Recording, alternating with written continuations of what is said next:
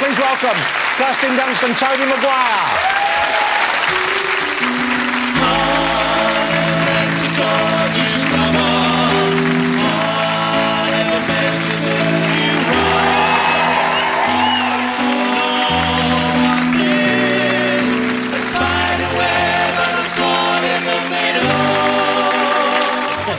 Hey, thank you for coming on. I've seen the new Spider-Man movie. I'm a big Spider-Man fan anyway. I don't want to freak you out here, but I know just about everything there is to know about Spider-Man, in particular the first 150 issues.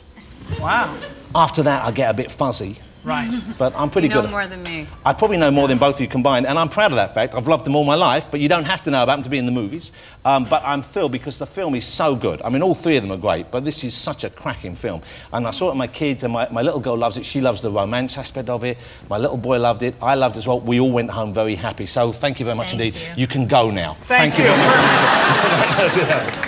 Now, here's the thing, though. It seemed to take a long time between Spider-Man number 2 and Spider-Man number 3. I felt like I was waiting for far too long. Did it take longer to make than the other two, or was it just my imagination? I had other movies to make.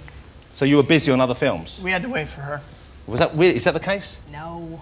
No, it was a little less than 3 years between the release of 2 and 3, and we had to start fresh after we released the second one. So we had to, you know, come up with a story, write a script, pre-production, the effects, all that stuff, shoot it, edit it, put it out. Yeah, but it did... The boys had to get in shape. Did you get out of shape? Because I saw some pictures of you looking quite portly. Yeah. It happens to us all, brother. I'm not casting any discussion. Yeah, I kind of let it go there. Yeah. What a nice feeling, though, eh? It was good. It was good. Because I remember the first film, because you were walking around with your shirt off the whole time, and I thought, here's a young man who's got in shape for a movie. It's the part requires it, but you were proud as punch of your new physique. Yeah, of course I was. You know, it took me like 7 months to get that. Wow, it must have felt great. It was great, and then it was equally as great eating all those donuts and cookies later. Before we talk more about Spider-Man, and we will do, and unfortunately for you, I could speak about the film and the books all night long. Do you remember issue 99 when he wakes up and he's grown 4 extra arms? That's not true. It is true, in issue 99. And then in issue 100, he realises it was some sort of weird trick on his mind, and then 101 he meets Morbius, the living vampire. Anyway. Gil Kane? I'm not buying it. It's true! Okay. I read the first 100 issues. Well, that's 101. You said 99, though. You were too busy stuffing your face with donuts after you got to... Good point. 99, he wakes up with 4 arms. You got me. I'm telling you, Maguire. I believe you. Yeah, you better. Kirsten, that's all I've got.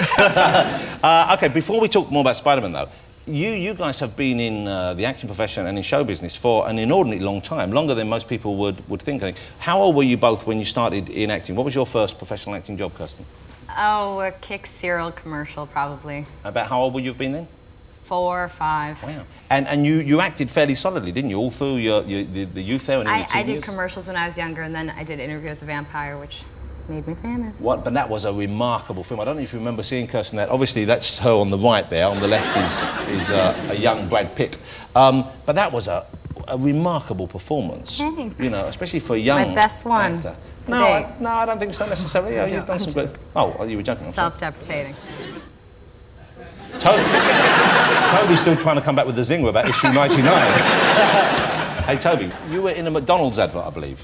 I was. But you are now a staunch vegetarian. I am. Were you a vegetarian at the time? No. Ah, I see. Was it doing the advert that turned you on to vegetarianism? You might think it could be, but it was not the case. Did you meet Hamburglar? I have a Hamburglar action figure. I loved Hamburglar. In my kitchen, he's my favorite too. Where is Hamburglar now? I don't know. I don't know. I never met him. Yeah, I wasn't really asking you where he was. I didn't expect you to know. I'm very literal. I'm very literal. Hey, here's a film that you and I loved as well, and I think you made this after you first appeared in Spider-Man. Seabiscuit. I don't know if you saw Tobey in Seabiscuit, but it was a tremendous film. Was that after Spider-Man 2 or before Spider-Man 2 that you made that? That was between Spider-Man 1 and 2. Okay, and presumably there you had to lose even more weight, I would have thought. I had to lose a lot of weight in that movie, yeah.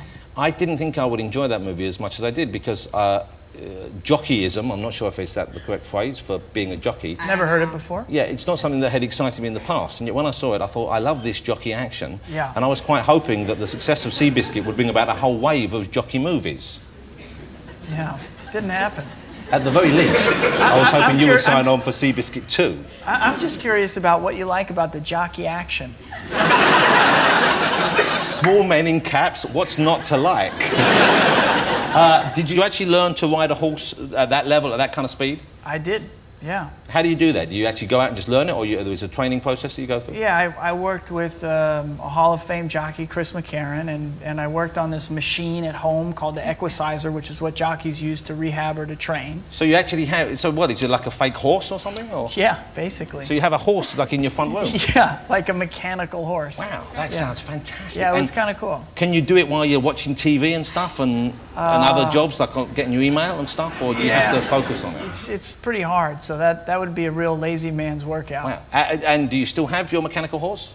No, I got rid of my mechanical horse. About the time the donuts were delivered? It did coincide.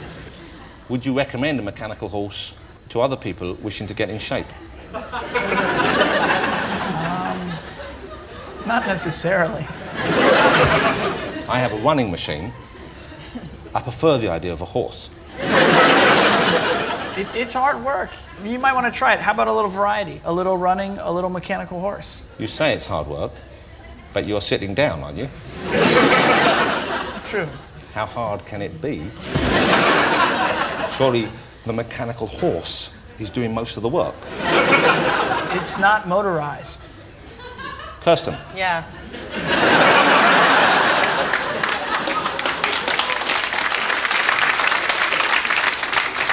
have you ever ridden a mechanical horse? Ever been remotely tempted? No. In between the movies, when you knew what I was up to, did he not say, hey, you won't believe what I've got in my front room? Come on over. Give it a go. No, I didn't get that chance. Okay. I think we've exhausted the mechanical horse for now.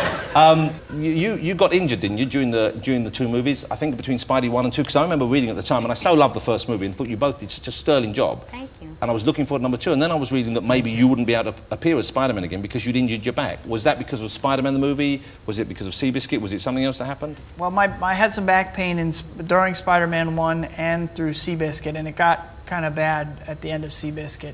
And so what I had to do is just change some things with my workouts and stretching routines. Oh, but how would it have felt for you then? Because I know that Sam Raimi, I believe, was considering other actors because they had to get on with the movie. Did you not hear this, Kirsten? Is this a sensitive subject I'm touching on? I heard they were I feel like considering... I'm on the therapist couch right now. We'll get you in a minute. I'm ready. I'm not scared. I've got a mechanical bull. But how did that feel? Because that must have been, I would have thought, a strange thing to hear, that maybe someone else is going to take over a role that you've made your own. I mean, there must have been a chance that they went ahead without you. Well, it could have happened if I was unable to do it for whatever reason, then that would have happened. And I love working with these guys, Kirsten and the cast and Sam, so much that it would have been a little sad. But fortunately, it didn't work out that way. That's right. How is it for you guys playing the romance scenes in that movie? Because I know that's part of the appeal, and you wouldn't think necessarily. I mean, I don't know whether that was what persuaded you guys to take on the roles in the first place, but it's a crucial part of the film, isn't it? It's as much about the relationship between you playing Peter Parker and you as Mary Jane as it is about the heroics, isn't it? Is that what attracted you? Well, I wanted, from the very beginning, the fact that Sam Raimi was directing and Tobey was starring in it, and Tobey had been in like Ice Storm and Wonder Boys and these great independent films, and for a studio to hire somebody who wasn't like a huge star already really attracted me, and I read the scenes and I thought it was beautiful, and we auditioned in Berlin and it went really well, so. Well, I think they're the best superhero movies ever made, and I don't say that, in a kind of silly way. Batman's pretty good too. Yeah, though. but it's not a patch because Batman, he's a millionaire who lives in a cave with a young boy. I There's a lot of things there. When you scratch the surface, there's a lot of things you want to ask questions about. And Spider-Man's a tortured, melancholic superhero. But they changed quite a bit from the comic books, where you worried about the fans, because fans are somewhat obsessive and protective of the characters they love. Right. And they made some fairly subtle and some not so subtle changes in the transition, didn't they? Yeah. Well, I think the most controversial one that I can remember was the web shooters prior to the first movie, and would they be organic or would Peter make them? Because in the comic books he makes them, doesn't he? He makes them, that's right. right. And I know Sam thought, how's that going to happen? How's a kid going to... He was essentially a young teen or a very young man, make something which, big companies couldn't make enough to make. So they had it come out of you organically. That's right, yeah, it didn't seem plausible, and also my argument for that was if he could do that, if he was that intelligent, scientifically minded. Couldn't he be wealthy from that and not taking photos Yes, for... you would need to do it. Yeah. Here's what's great in the new movie, and it genuinely is great. I mean, I think it's the best of the three, and they've all been good, is that it has not one but two villains this time out. Well, kind of, in a way, maybe even three in a borderline kind of way. One of them's very early on. It's the Sandman, who, as you know, appeared first in issue number 4. And one... Yes. One comes much later on, after my realm of knowledge. Venom is a much later character. But during the course of the movie, are we giving too much away if we say that your character changes quite a lot as well? No, that's okay to say. What happens to Peter Parker in the film? Well, first, in the beginning of the film, the public is giving him a lot of attention and praise, and he's kind of basking in the glory of being Spider-Man. And that creates kind of like an arrogance and self-importance for him. And that starts to create conflict in his relationship with Mary Jane. And then later, when the black suit has an effect on him and he finds out some information that makes him very angry and he has a real desire for revenge, the black suit intensifies those feelings and he gets a little bit meaner and, you know, and at the same time he's kind of very confident and you know, he's got a swagger about him. Yeah. That's a bit of a dance routine. That's right. The people I was with, some of the girls I was with, they preferred you as the darker character. They thought you were kind of sexy. Really? Yes. The eyeliner. Yeah. Were you wearing eyeliner? It's natural. Bit. It came out naturally as I became dark. Did you like him that way though? Did you prefer him when he was? I like the real Spider-Man. You have to say that. My wife and my daughter both fancied you. Really? Yeah, and that's a horrible thought for me. I don't mean in a bad way. You can have the daughter. Well, you can't have her, but you know what I'm saying. You know what I'm saying? Yeah, I understand. Not both. Yeah. Right. Leave me something. How old is your daughter? Never mind how old she is. Too young for Spider-Man. It's kind of odd because you get to do, obviously the film is Spider-Man, you're the lead character in the film and you're the secondary character, I guess, you're pretty much, but you get to do a lot of stunts as well. Yeah. How many of them do you do yourself and how much of it is CGI these days? Well, there's a lot of CGI. I couldn't give you a percentage exactly, but you know, I do some of the stunts. There's a whole stunt team and different stuntmen who specialize in different types of stunts, and then of course the computer animation. And what do you see when you're shooting? Say you're, because you spend a lot of the time either hanging from things or being dropped from things. Right. While I do get to throw a cinder block in yes, this one. and thank goodness for that, because I was a bit Thank worried God. about what was going to happen then. Yes. But would you like to do a bit more of the action yourself? No, it's okay. I leave it to the boys in spandex. Because Spider-Man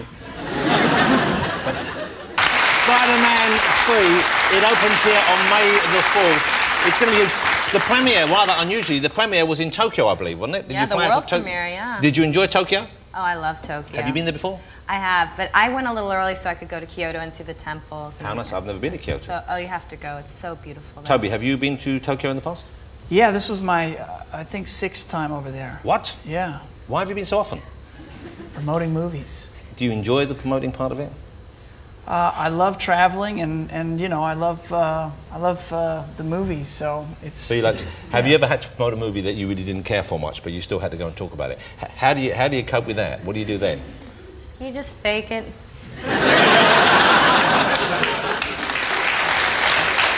Which film was that, Kirsten? Hey, how lovely to meet you both. Thank you so much for coming on the show. I love seeing your work. Join me in saying thank you to Tobey Maguire and Kirsten Dunst. Thank you. Thanks a lot. I made a documentary with Wayne years ago. Yeah, I was out there with. Hey, lovely. Thank you so much. Tobey Maguire and Kirsten Dunst, ladies and gentlemen. Welcome to Friday Night with me, Jonathan Ross. Welcome to Alan Carr, China!